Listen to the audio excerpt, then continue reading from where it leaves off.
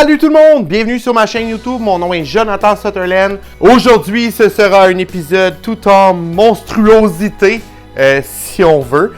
Donc aujourd'hui, je vous présente des nouvelles Monstera que j'ai acquis dernièrement dans ma collection. Donc sans plus tarder, on y va!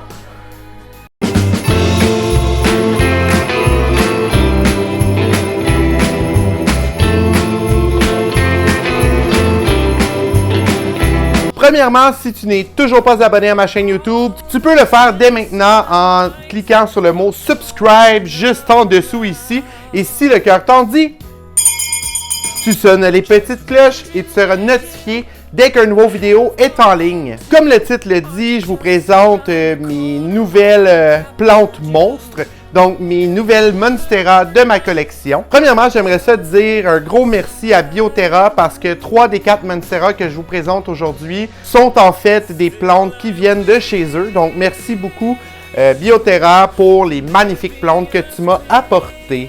La première Monstera que je veux vous présenter. Tada! Donc, ça ici, c'est un Monstera Spruceana. Comme on peut voir juste ici, la feuille, je pense qu'elle a eu un petit peu trop de lumière. Mais voilà une autre feuille juste ici. On peut voir aussi qu'il y a une nouvelle feuille qui s'en vient juste là. Donc, c'est un Monstera qui va ressembler drôlement au Monstera supinata une fois mature. En ce moment, le feuillage est très velours, comme un peu le Philodendron micans. Et on peut aussi voir que les feuilles sont brillantes. Là, je pense pas qu'on va le voir sur la caméra malheureusement, mais c'est un super beau spécimen. C'est quand même une plante qui est difficile d'accès, selon moi, selon mon expérience au Canada, à Montréal. Donc voilà, c'est un Monstera Spruceana. Le deuxième Monstera que je vous présente est nul autre que le Monstera Lechleriana. Là, c'est sûr que c'est un spécimen immature, mais quand il devient mature, il est magnifique. Une forme un petit peu plus ondulée. Donc, c'est vraiment une belle Monstera. Si vous en avez pas une, sautez là-dessus. Et ce que j'aime beaucoup avec cette plante-là, c'est qu'il y a une version variegated aussi. Donc, je recherche cette plante-là pour l'an prochain. Voilà, Monstera Lechleriana.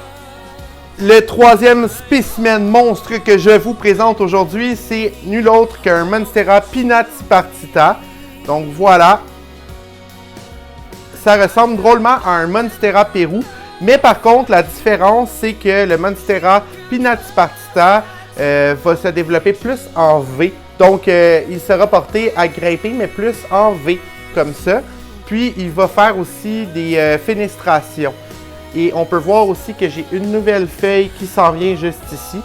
Donc voilà, c'est un autre spécimen que je me suis procuré de Bioterra. Bioterra m'a emmené même les 3 plantes directement chez moi. Donc si jamais vous désirez commander chez Bioterra, ils envoient même l'hiver et leur packaging là, est magnifique. Même en hiver, vos plantes ne mourront pas, c'est promis. Je vous laisse aussi en lien Bioterra, donc vous allez le voir dans ma description.